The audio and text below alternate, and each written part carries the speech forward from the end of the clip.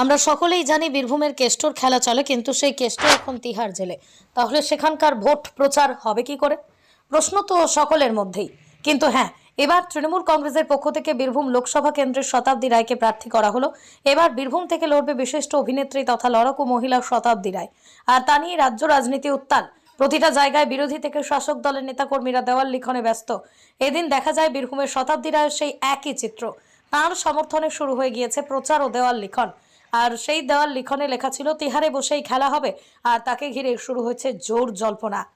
এই বিষয় নিয়ে আমাদের প্রতিনিধিরা কথা বললেন বিজেপির বিধায়ক অনুপ কুমার সাহার সাথে। তিনি জানান যে এই নির্বাচনে মানুষ এই খেলা খেলবে তৃণমূলের সাথে এবং তৃণমূল মুক্ত বাংলা গড়তে বিজেপিকে ভোট দেবেন। নির্বাচনে মানুষ তৃণমূলের বিরুদ্ধে খেলা করবে। অনুব্রত মণ্ডলকে এতটাই ভয় পেয়েছে যে তার ছবি পর্যন্ত আজকে সরিয়ে দিয়েছে প্রত্যেকটা জায়গা থেকে। আগামী দিনে মানুষের মনেও থাকবে না তৃণমূল মুক্ত বাংলা গড়ার সংকল্প ভারতীয় জনতা পার্টি যে নিয়েছে। আগামী দিনে মানুষ আগামী যে নির্বাচন আছে বিপুল ভোটে এই তৃণমূলকে বিদায় দেবে এবং আগামী নির্বাচনে বীরভূম লোকসভা থেকে লক্ষাধিক ভোটে ভারতীয় জনতা পার্টির মনোনীত প্রার্থী জয়লাভ করবে।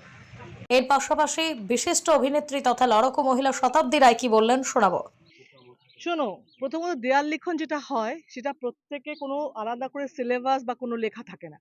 সেটা যেখানে যেখানে দেয়াল লিখন হয় সেখানকার কর্মীদের আবেগ থেকে সেই শব্দগুলো ব্যবহার করে। প্রথমত, বীরভূমে বহু নেতা হয়েছে অনুব্রত মণ্ডলের জন্যে।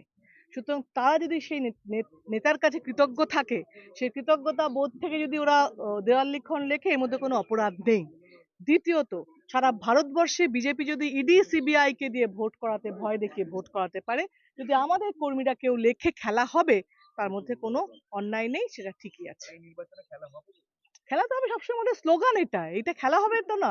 খেলা হবে শব্দ, যদি ক্ষয়ের শব্দ কি, আর শব্দ কি, এর শব্দ, এটা যদি বিশ্লেষণ করে অন্য, কিন্তু খেলা হবে তো আমাদের স্লোগান। গতবার, তার আগের বার, প্রত্যেকবার তো এই শব্দটা আমরা ইউজ করেছি। কোর কমিটির মাথা হচ্ছে চন্দনা সিনহা, এবার ভোট প্রায় চন্দনা। আল তামার রেস্টুরেন্ট এবার নিবড়াই, সম্পূর্ণ শীততাপ নিয়ন্ত্রিত অত্যাধুনিক সুসজ্জিত রেস্টুরেন্ট।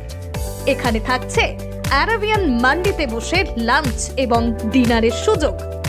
বিভিন্ন ধরনের খাবারের পসরা নিয়ে হাজির আল তামার রেস্টুরেন্ট। যে কোনো অনুষ্ঠানের জন্য বুক করতে পারেন, থাকছে কনফারেন্সের সুবিধা। আমাদের ঠিকানা নিবড়া, হারুন মার্কেট, ডোমজুর। যোগাযোগ করুন 9123608838। আরাবিয়ান মান্ডির স্বাদ গ্রহণ করতে হলে আপনাকে আসতেই হবে আমাদের রেস্টুরেন্টে। তাহলে আর দেরি কেন? আজই আসুন আল তামার রেস্টুরেন্টে।